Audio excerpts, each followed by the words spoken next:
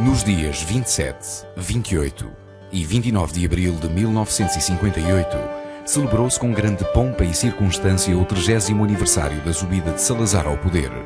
E os seus indefetíveis inauguram-lhe uma estátua de autoria de Francisco Franco no pátio do Palácio Foz, onde funcionava o CNI.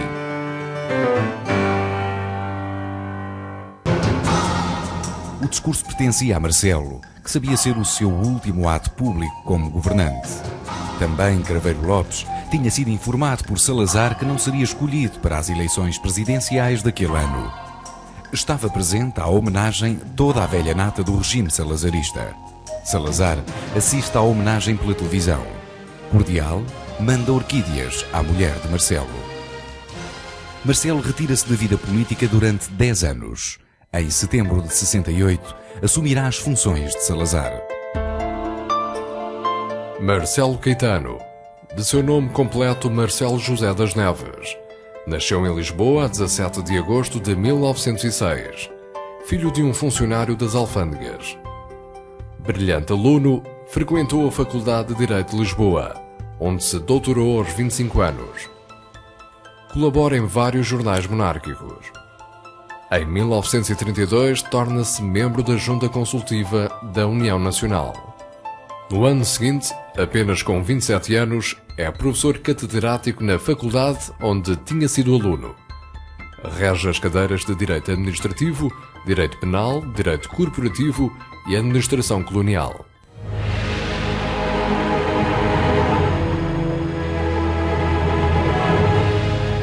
Em 1942, ocupa o seu primeiro cargo político como procurador da Câmara Corporativa.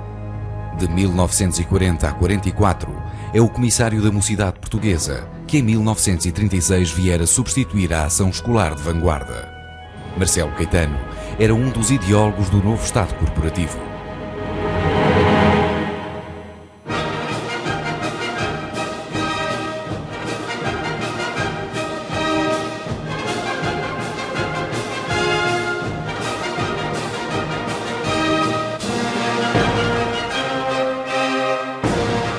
Em 1944, é nomeado Ministro das Colónias, cargo que desempenha durante 3 anos. Em 47, assume a presidência da Comissão Executiva da União Nacional. Em 1955, tem 49 anos e Salazar chama-o para Ministro da Presidência, um cargo de inteira confiança política, destinado aos Delfins. Em Paris, se realizou a reunião dos chefes do governo dos países da OTAN, na qual tive a honra de representar. Nesse mesmo ano, assina o diploma em 18 de outubro, que autorizava a concessão da televisão em Portugal a uma sociedade concessionária, formada em dezembro seguinte. É o primeiro membro do governo a utilizar a TV em junho de 1957.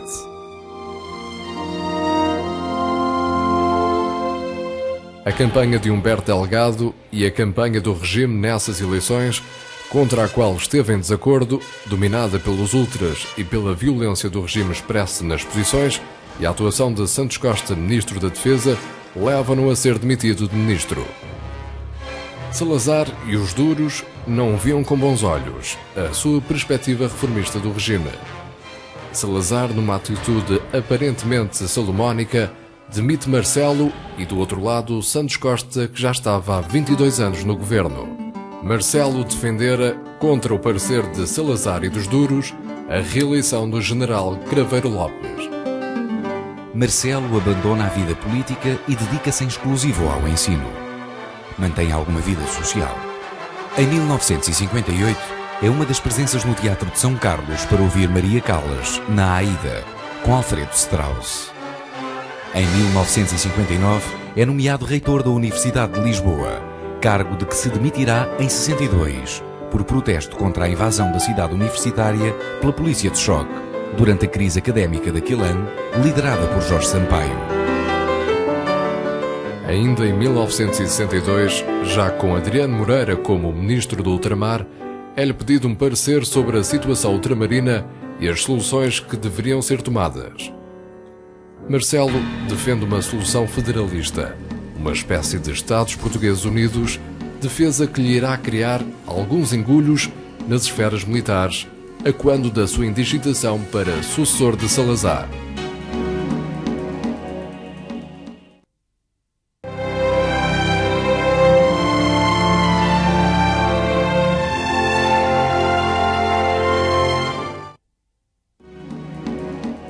Quando toma posse, Marcelo Caetano cria algumas expectativas em setores mais moderados da oposição portuguesa. Recebe os aplausos de todas as individualidades e enchem completamente o Salão Nobre da Assembleia. O Sr. Presidente da República resolveu, no seu alto critério e segundo as normas constitucionais, designar-me para a presidência do Conselho de Ministros.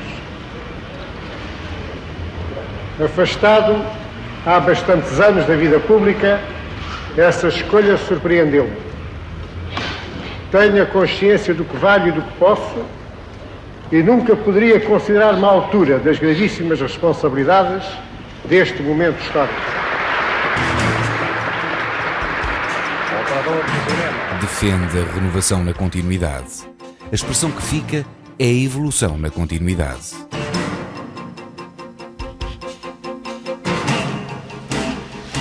Desde que nas presentes circunstâncias, quem de direito me chamou a assumir as duras responsabilidades do momento, entendi não poder fugir a elas. Pensei no povo português, que bem o tem demonstrado pela sua exemplar conduta cívica nesta ocasião, anseia, antes de tudo, porque se mantenha a independência nacional, a integridade do território.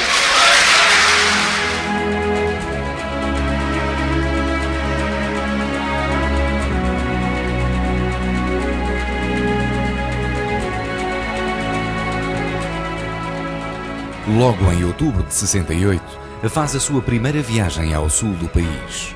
Um jornalista, vendo na atitude tão diferente das reservas de Salazar, pergunta a uma velha mulher do povo o que pensa do novo presidente do Conselho. E ela responde: este Salazar parece mais simpático do que o outro. Chega-se ao fim do ano e 50% do orçamento do governo português é absorvido em encargos de defesa e guerra colonial.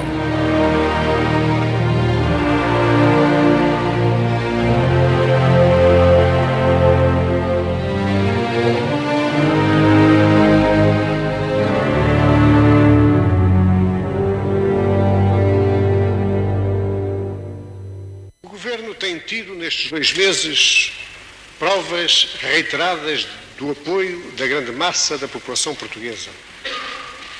É indubitável que o país deseja a continuidade da ordem, da paz social, da moeda estável, do progresso económico seguro, da defesa do ultramar. Mas Marcelo entende como ninguém a necessidade de vender uma imagem pública que contradiga as dificuldades reais. É o primeiro político do regime a compreender o significado da televisão como o grande veículo da propaganda política. Fora ele o responsável pela lei da criação da televisão. Será ele o primeiro a utilizá-la, sistematicamente e com rigor, nas visitas à província e no contacto direto com a população através das conversas em família. A primeira conversa em família será transmitida em 8 de janeiro de 69, quando ainda largos setores acreditavam na sua primavera. Pareceu-me conveniente que, sobretudo no período que estamos a viver, houvesse possibilidade de contactos frequentes entre os que têm a responsabilidade do poder e o comum dos portugueses. Nem sempre as circunstâncias proporcionam ao chefe do governo a oportunidade para, num discurso, esclarecer o seu pensamento ou elucidar o público sobre problemas correntes ou objetivos a atingir. Mas os atuais meios de comunicação permitem conversar diretamente com as pessoas, sem formalismo, sem solenidades, sempre que seja julgado oportuno ou necessário. E é essa conversa em família que vou tentar estabelecer de vez em quando através da rádio e da televisão. Caetano autoriza o regresso do exílio de São Tomé e Príncipe de Mário Soares, que se encontrava deportado naquela ilha sensivelmente há 10 meses. Autoriza o regresso do Bispo do Porto, Dom António Ferreira Gomes, que tinha sido exilado por Salazar. A 27 de março de 69, remodela o governo e alguns elementos da ala liberal, descomprometidos com o salazarismo e que mais tarde estariam ligados à SEDES. Entram para o executivo Rogério Martins, Xavier Pintado e João Salgueiro. A União Nacional passará mais tarde, em fevereiro de 70, a ter outro nome, Assembleia Nacional Popular, cuja comissão executiva é dirigida por Melo e Castro. Marcelo Caetano continua defensor do Partido Único. Os partidos, para Marcelo, não passam, nas suas palavras, de oligarquias que impedem a comunicação imediata e fecunda entre governantes e governados e pretendem monopolizar em seu proveito a expressão da opinião pública e os benefícios do poder.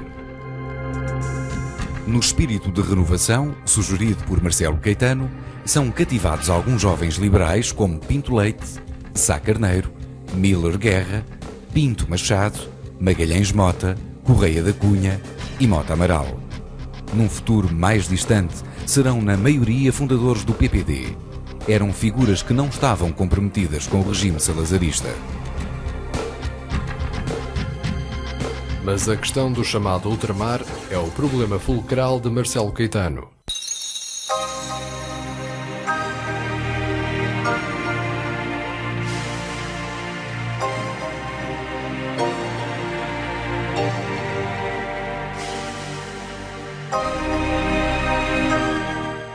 As eleições de 69 são vistas quase como um plebiscito ao problema ultramarino.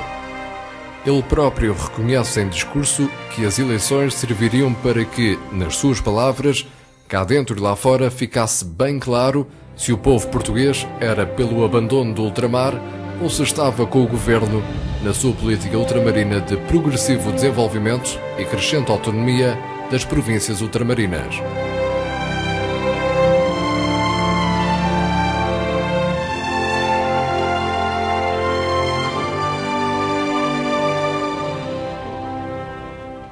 Que o eleitorado se pronunciasse maciçamente, mais uma vez, a favor da defesa do ultramar, conferindo assim ao Governo um mandato de que ele não pode afastar-se. Infelizmente, não são só os estrangeiros que manejam neste sentido, de evitar esta manifestação da vontade nacional.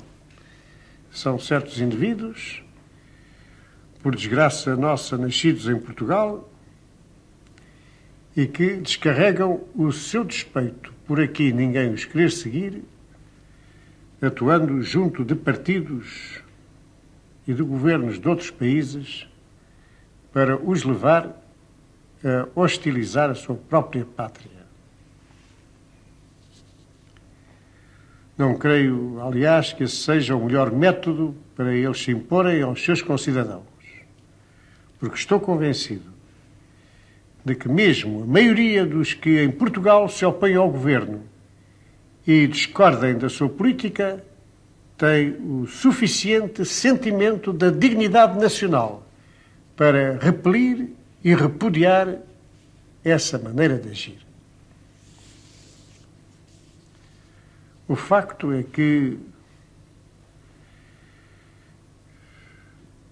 com subsídios e apoios estranhos, tem intensificado nos últimos tempos, sobretudo entre a juventude e nos meios sindicais, a propaganda da subversão e contra o ultramar português. Em abril de 69, Marcelo Caetano visita a Guiné, Angola e Moçambique. É a primeira visita de um chefe do governo às colónias.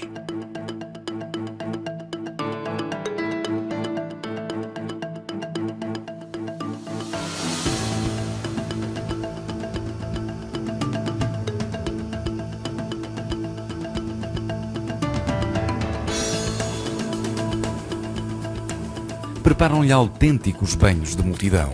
Marcelo fica impressionado e escreve: Não nego a influência muito grande que esta viagem exerceu sobre o meu espírito. Voltei da África convencido que seria uma traição ignóbil à gente de lá e à obra de cá pactuar com os corpúsculos que, por mero aventureirismo, só mantido graças a apoios internacionais, perturbavam num ou noutro ponto restrito dos imensos territórios de Angola e Moçambique a paz geral, contrariando a vontade da maioria. A partir de então, na questão fundamental da vida política portuguesa, Marcelo estava nas mãos dos ultras do regime.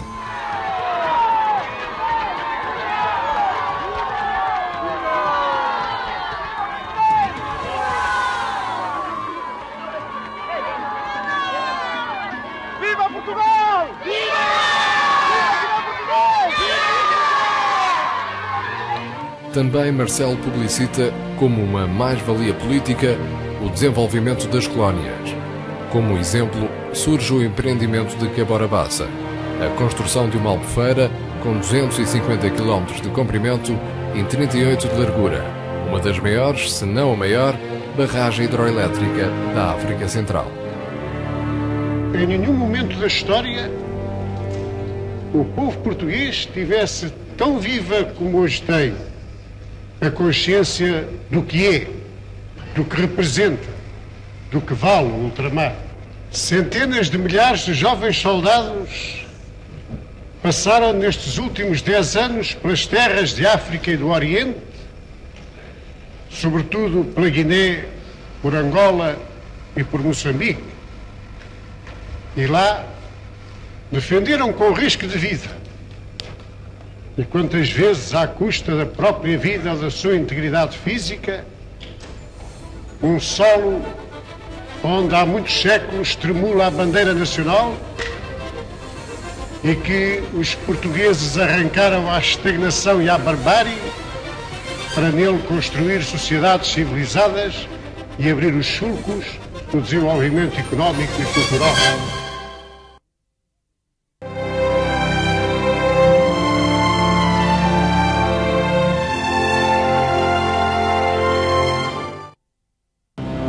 As eleições serão realizadas a 26 de outubro. A oposição concorreu, mas dividida, e os partidos continuavam proibidos, bem como o controle de recenseamento eleitoral e das próprias eleições. Os candidatos da oposição, que há pouco, reunidos numa cidade de província, deliberaram, e muito bem, ir às urnas, comunicaram que o faziam apesar das intimidações recebidas. E aqui é que já se falta ao respeito devido aos outros. O governo não intimidou ninguém. Estabeleceu normas a seguir e procurou fazê-las cumprir. E que as normas fixadas foram benéficas, está provado, pela forma como se evitou perturbação de maior no país. A CEUD, Comissão Eleitoral da Unidade Democrática, dirigida por Mário Soares, com apoiantes como Raul Rego, Francisco Salgado Zenha, Jaime Gama, Rui Belo, Idelvina Lopes de Almeida e José Carlos Megre, defendia o direito à autodeterminação dos territórios ultramarinos. Concorreu apenas em 3 círculos: Lisboa, Porto e Braga. Em contrapartida, a CDE, Comissão Democrática Eleitoral, era uma frente mais ampla, englobando comunistas, católicos progressistas e socialistas da esquerda independente. Reclamavam a independência para as colónias portuguesas.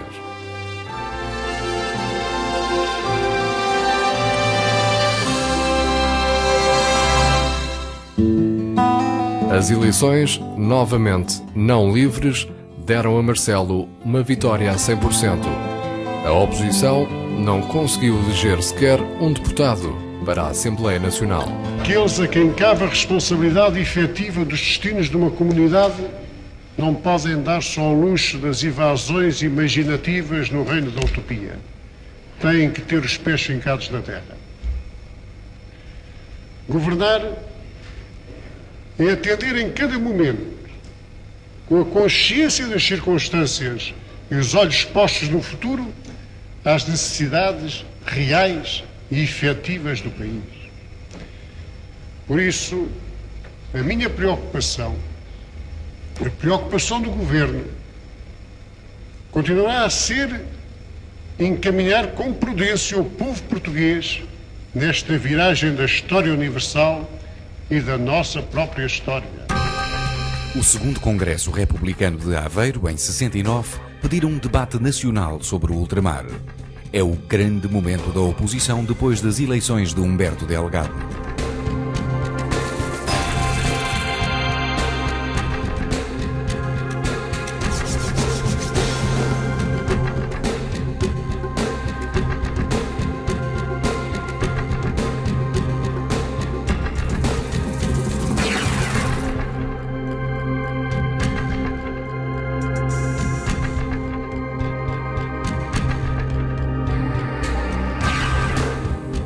Em 1969, é o ano horribilis de Marcelo, aquele em que se desvanece a esperança da primavera. Dá-se a crise académica. Em abril, os estudantes entram em prolongada greve. Outros ocupam o Instituto Superior de Ciências Económicas e Financeiras. Américo Tomás é vaiado em Coimbra. O movimento estudantil em que a facção maoísta tentava imunizar as ações de luta não mais vai parar até ao 25 de abril. Em 1972 é abatido pela PIDE o estudante de Económicas e dirigente do MRPP, Ribeiro dos Santos. Nesse ano, o Ministério da Educação tinha recorrido aos gorilas para reprimir a contestação universitária.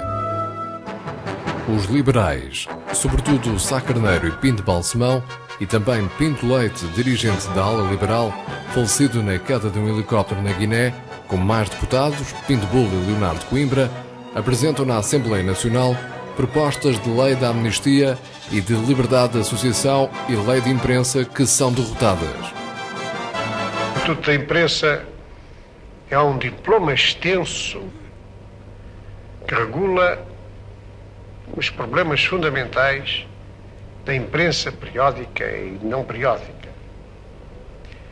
Não pode ser apreciado levianamente.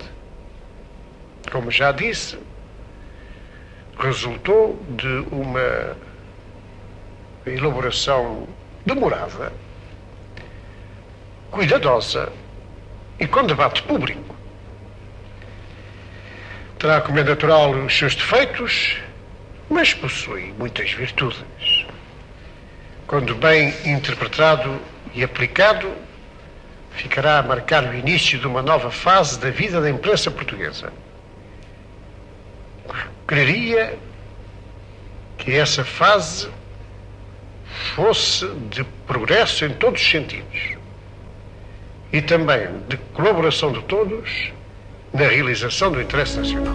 Alguns deputados liberais, entre os quais Sá Carneiro, tinham visitado os presos políticos em Caxias e Peniche. Posteriormente, Marcelo justifica o seu comportamento. Como nunca encontrei apoio seguro nos liberais, fui forçado a procurar esse apoio na maioria conservadora da Assembleia. Facto de maior importância de que os liberais foram os únicos responsáveis. Mas Marcelo tem dois problemas, a PIDE e a censura. Vai modificar nomes, mantendo tudo na mesma. Na sequência das eleições de 69, a PIDE é substituída pela Direção-Geral de Segurança. Apenas o nome muda, mas ninguém é afastado da organização criminosa. Em 30 de setembro de 1972, é publicada a Lei Orgânica da DGS, com um articulado ainda mais gravoso que o anterior. A ausência do advogado após a prisão do suspeito e a função atribuída por lei ao juiz durante as investigações relacionadas com o interrogatório do acusado, a validade e a manutenção das prisões quanto à concessão de caução, passam a ser a função do diretor-geral, inspetores-chefes, chefes de secção e inspetores adjuntos. A censura que durante alguns meses abrandara, aperta-se de novo sobre os jornais, agora com o eufemístico nome de exame prévio. É o próprio Marcelo que justifica a não abolição da censura no seu livro Depoimento.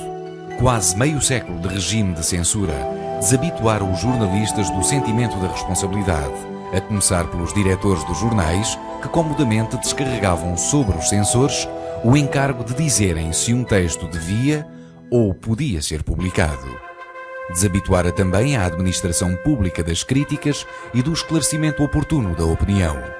Os próprios leitores haviam perdido o critério para apreciar os jornais e a matéria neles inserida. Nos fins de 60 e no início da década de 70, surgem vários grupos maoístas com influência no setor universitário e organizações defensoras da violência armada como caminho para a queda do regime. Defendem a tomada violenta do aparelho de Estado. A polícia que assalta a Faculdade de Medicina apreende mais sebentas do que material subversivo. Eu agora vou verificar pelas atuações da polícia se isto corresponde ou não às atuações da polícia, não é verdade?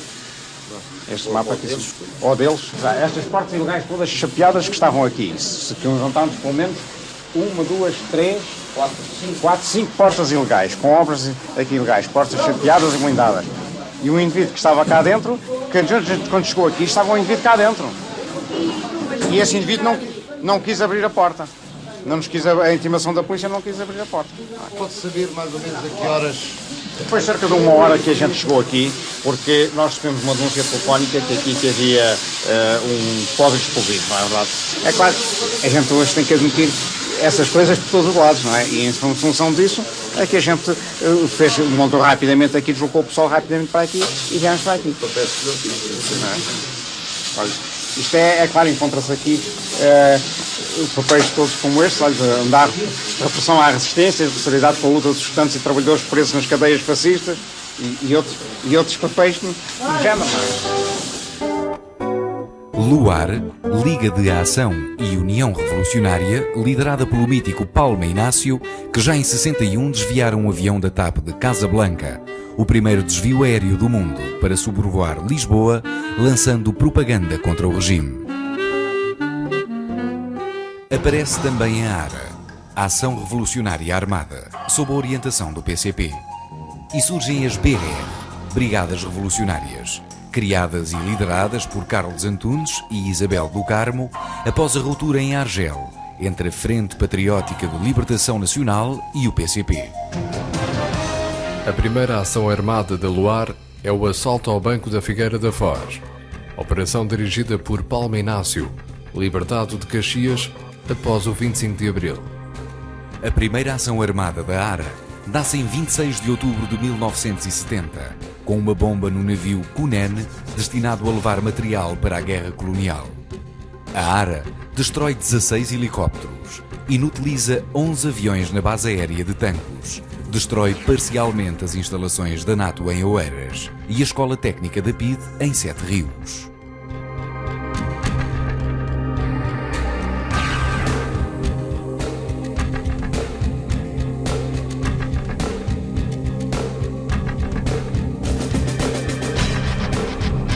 As Brigadas Revolucionárias colocam bombas como primeira operação na base da NATO na Fonte da Telha.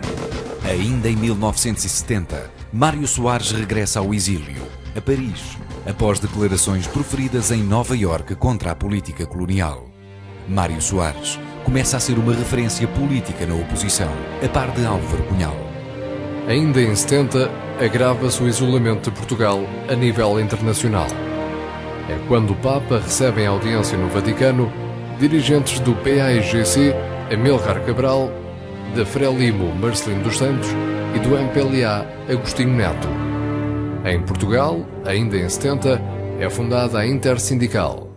A agitação laboral é cada vez maior, correspondida com uma intensiva repressão.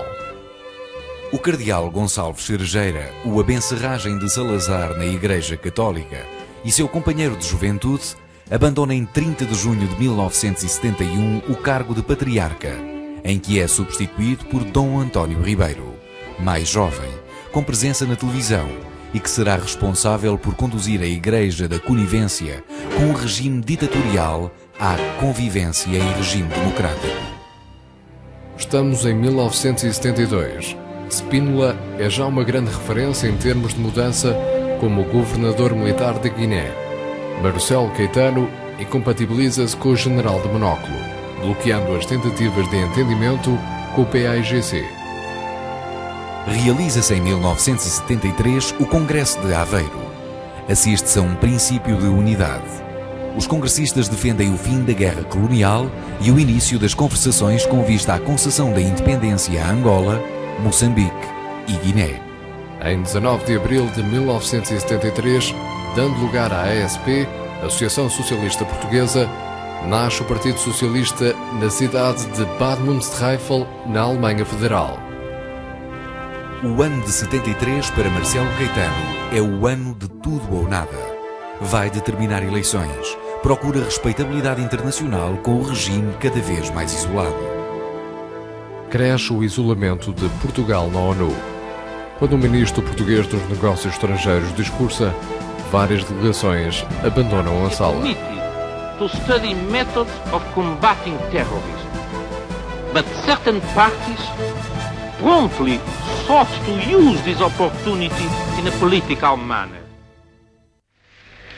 A campanha das Nações Unidas, não tenhamos ilusões, vai intensificar-se contra nós.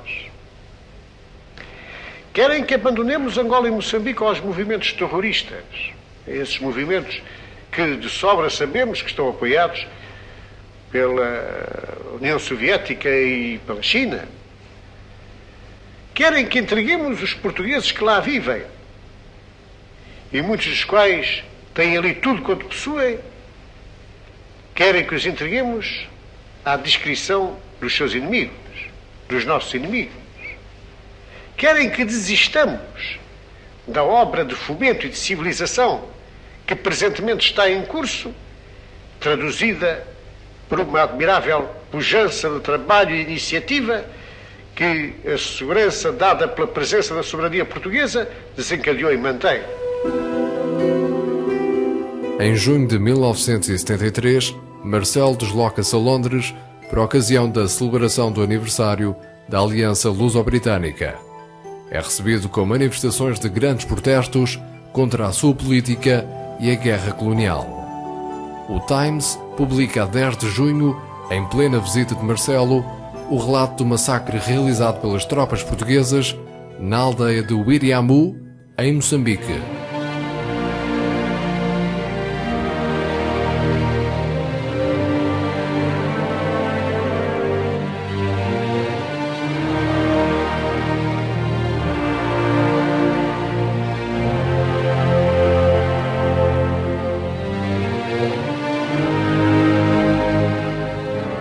A denúncia é feita pelo padre inglês Adrian Hastings em conferência de imprensa, na qual estiveram muitos oposicionistas portugueses no exílio, entre os quais Mário Soares. A denúncia do massacre de Wiriamu foi feita com base em relatos de missionários espanhóis e italianos expulsos de Moçambique. São responsáveis pelo massacre, chacina de mulheres e crianças, tropas do 6º Grupo de Comandos, transportadas para aquela aldeia em helicópteros.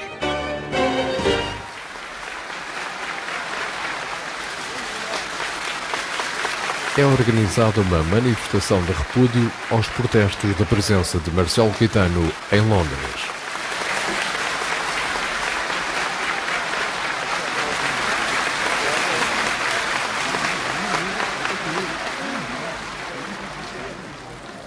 Não esperava esta manifestação, mas compreendo-a. Compreendo que o povo português tenha seguido com inquietação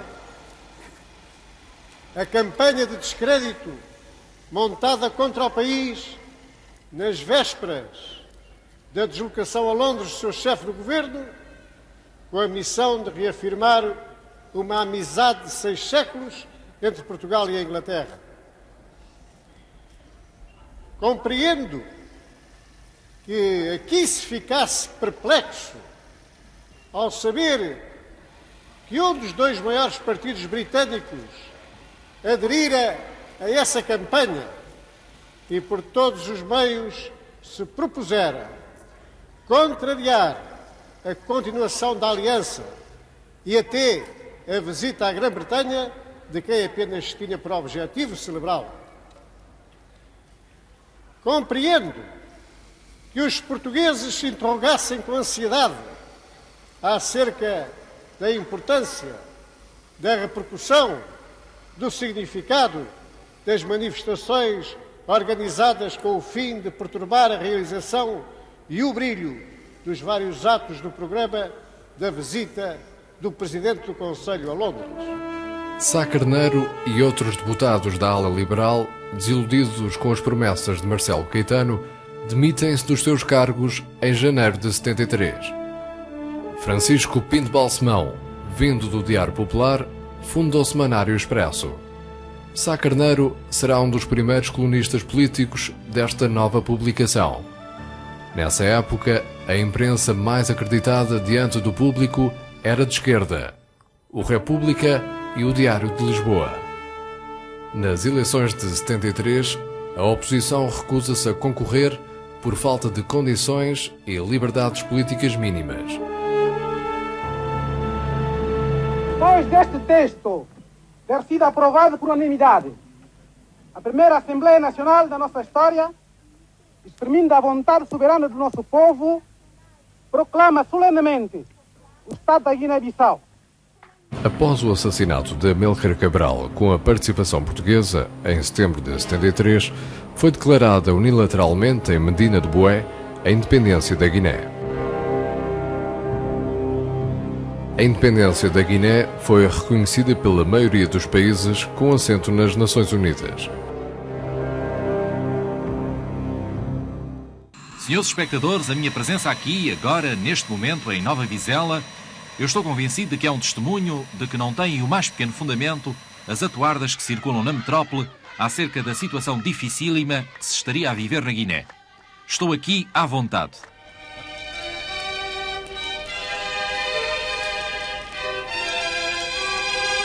Símbolo da unidade nacional que preconizo, na feliz expressão do Sr. Presidente do Conselho, o Sr. Almirante Américo Tomás iniciou o seu terceiro mandato, pronunciando um importante discurso, onde uma vez mais ressaltou as duas tarefas prioritárias do Governo da Nação: a defesa da nossa integridade territorial, ameaçada pela guerra insidiosa que nos é movida em 3 frentes do ultramar, e a promoção do bem-estar de todos os portugueses.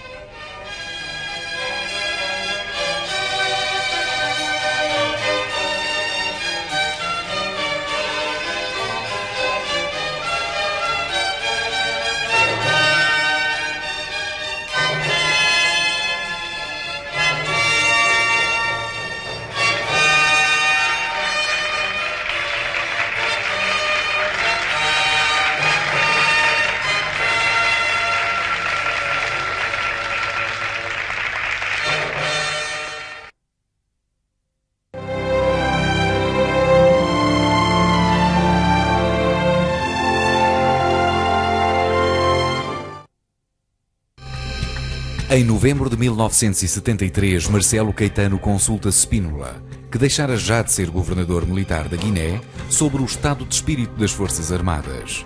O general comunicou-lhe então o projeto de escrever um livro sobre a questão da guerra do ultramar. É nomeado vice-chefe do Estado-Maior-General, cujo chefe era o general Costa Gomes. Spínola escreve o livro Portugal e o Futuro. Em 17 de janeiro, Costa Gomes parte em missão militar para Moçambique e leva o livro com ele.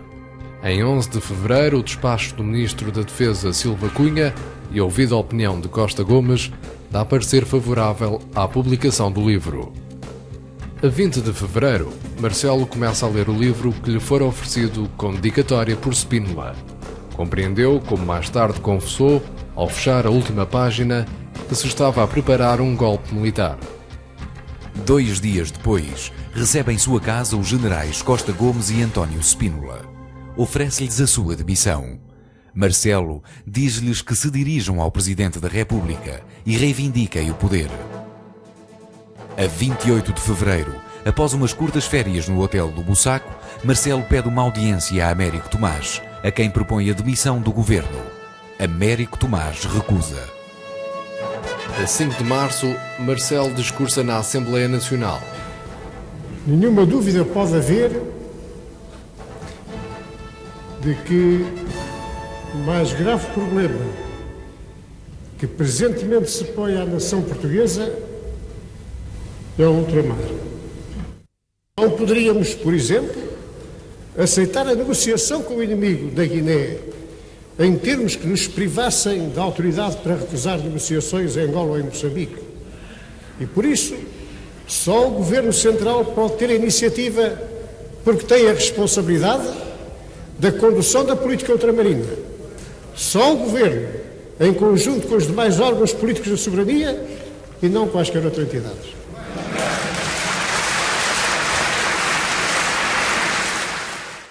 Os insucessos dos novos Estados africanos, dos ensaios dos regimes democráticos, segundo o modelo anglo-saxão, rapidamente substituídos por ditaduras militares, em que o ditador assume a figura do velho Soba, ou por aquilo que eufemisticamente se chama o socialismo africano, no fundo o mesmo regime pessoal com as tintas teóricas do totalitarismo.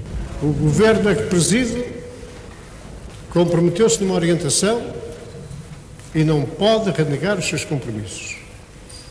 Mas nem eu, nem nenhum dos homens que me acompanham no governo, nenhum de nós, ocupa os seus lugares por ambição pessoal.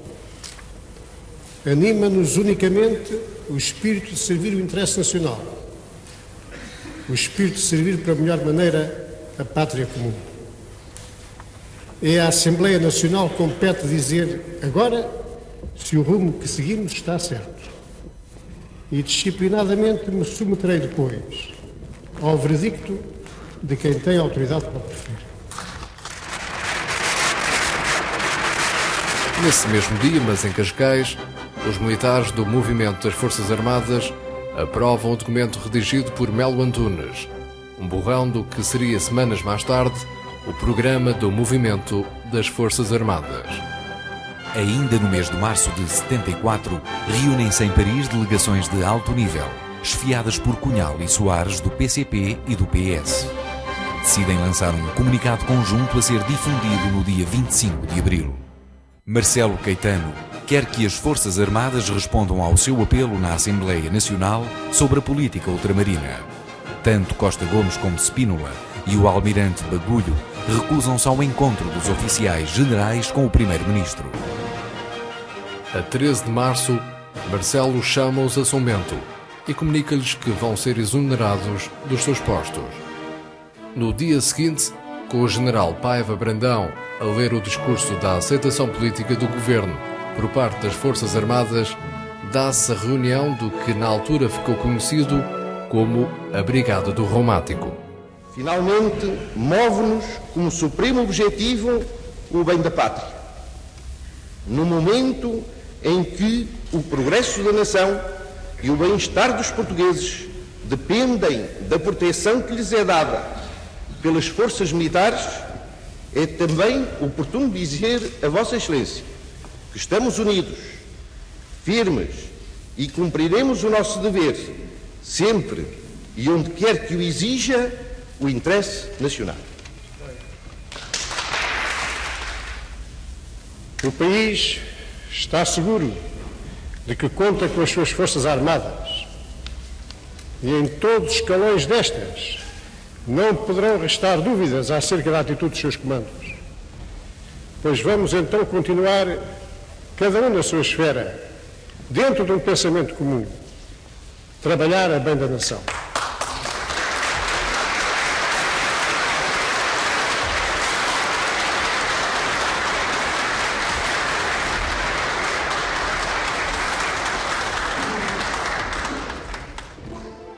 A 16 de março, alguns militares do Movimento das Forças Armadas falhavam a primeira tentativa de queda do regime. Sai um destacamento das Caldas da Rainha com destino a Lisboa.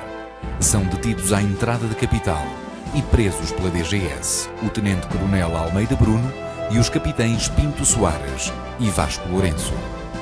A seguir ao 16 de março, Marcelo Caetano faz a sua última conversa em família. Triste episódio militar que a irreflexão e talvez a ingenuidade de alguns oficiais lamentavelmente produziu há poucos dias nas Caldas. Ficou, através desses meios de informação, o mundo melhor informado do que se passa em Portugal? Há por aí frequentes queixumes de que não temos por cá uma informação completa. Nada, porém, do que de verdadeiro se passa e que ao público interessa, deixa de ser trazido ao conhecimento dele. Mas não é informar bem o público, deitar mão a todos os mexericos, a todas as intrigas, a todas as fantasias ouvidas nas mesas dos cafés ou a algum intrujão imaginativo para as deitar cá para fora como grandes e sensacionais revelações. Inventam-se tremendas oposições entre pessoas que mutuamente se respeitam e que de comum acordo atuam. Divisões internas, onde só reina a harmonia de vistas. Conluios suspeitos em casos em que estão perfeitamente definidas as posições e assumidas as responsabilidades. Não fica informado o público quando escuta mentiras. No dia 24 de abril, era divulgado na imprensa o comunicado do Governo. Reina a ordem em todo o país. Também a DGS mandava para os jornais esta declaração. Desde o início do corrente mês, mas com mais intensidade nos últimos dias, tem-se verificado por parte das várias organizações comunistas uma grande atividade na difusão de panfletos e outras atuações de propaganda para ações revolucionárias no próximo 1º de maio. 25 de abril de 1974. É cercado pelas tropas de Salgueiro Maia, o quartel do Carmo da GNR, onde se encontra Marcelo Caetano e alguns membros do governo. Após alguns tiros contra os portões e a fachada do quartel, como ultimato à rendição de Marcelo e restantes ministros, chega Spínola às 18 horas.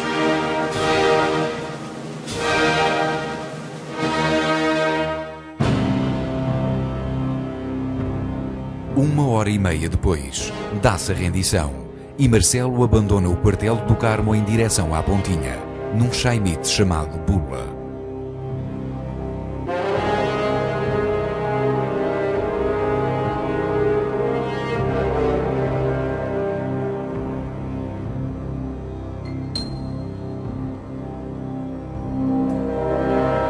Escreverá mais tarde no exílio. A revolução veio efetivamente de surpresa e conduzida desta vez com toda a eficiência em 25 de abril. Não me ocuparei aqui do que se passou nesse dia em que o governo se sentiu desamparado pelas Forças Armadas e baqueou o regime da Constituição de 1933. Capitão de Fragata António Alva Rosa Coutinho. Capitão de Mar e Guerra José Batista Pinheiro Azevedo. General Francisco da Costa Gomes. General António de Spínola. Brigadeiro Jaime Silvério Marques. Coronel Carlos Galvão de Melo e ainda o general Manuel Diogo Neto, que não está presente porque está ausente da metrópole. Vai falar-lhes o general António de Spínola.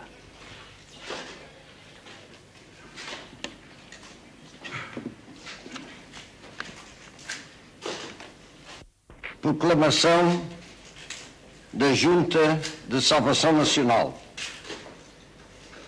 Em obediência ao mandato que acaba de lhe ser confiado pelas Forças Armadas, após o triunfo do movimento em boa hora levado a cabo pela sobrevivência nacional e pelo bem-estar do povo português, a Junta de Salvação Nacional a que presido, constituída por imperativo de assegurar a ordem e de dirigir o país para a definição e consecução de verdadeiros objetivos nacionais, assume perante o mesmo o compromisso de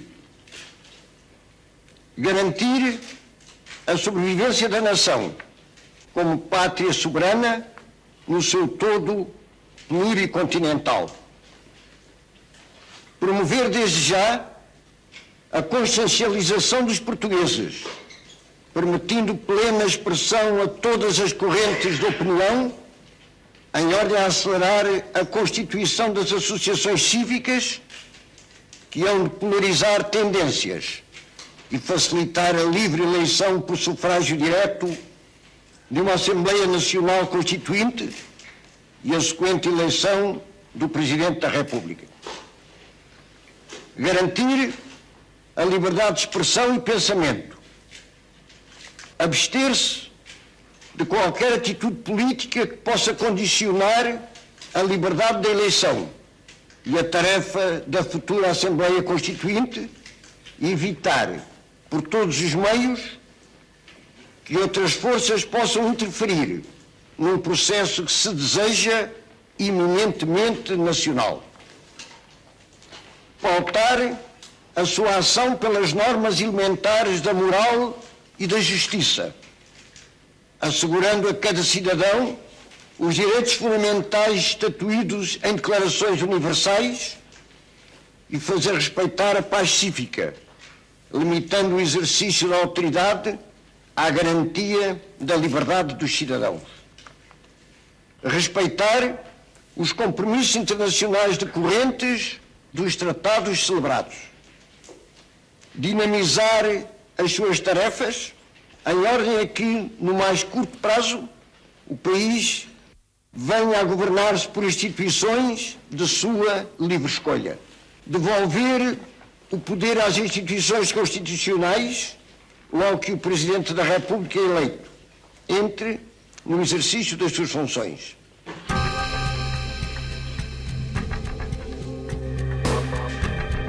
Cerca das 8 horas da manhã do dia seguinte, Marcelo Caetano, com Américo Tomás, Silva Cunha e Moreira Batista, rumam no avião militar em direção ao Funchal.